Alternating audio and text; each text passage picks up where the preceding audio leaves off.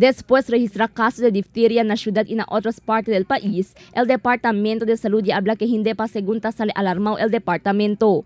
Según con el Health Secretary Dr. Pauline Ubial, el alto caso de difteria resulta según del alto número de mga bata quien nuway continúa iaseka el bakuna na health centers. We have been having increasing number of patients due to stock out in the pentavalent vaccine sometime in 2013.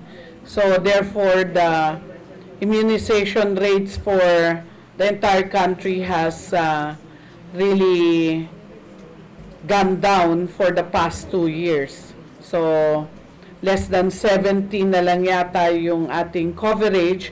Therefore, we really expect diphtheria and some of the other immunizable diseases to increase.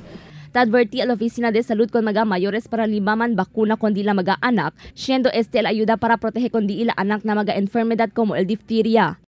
Talya magkita ko nel diaton publiko to really assist the City Health Office, el mga tatay-nana, el mga parents, el mga barangay officials, aquellos mga bata allí na no ay pa pwede klaba el injection, pentavalent vaccine or diphtheria vaccine, pabor liban na health center so that we can already start giving them the immunization. Además, continuando también el llegado de mga medicina que tausa el DOH na caso de diphtheria.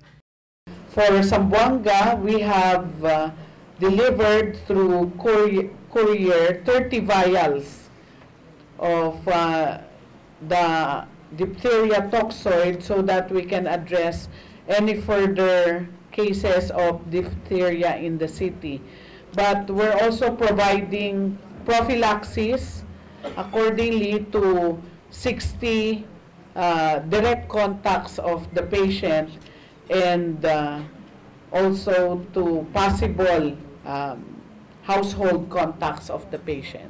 El diphtheria ta puede obtener por causa ng un bacteria y puede man transmit para na otra persona por medio de coughing y sneezing. Crystal Almonia, Dateline, Zamboanga.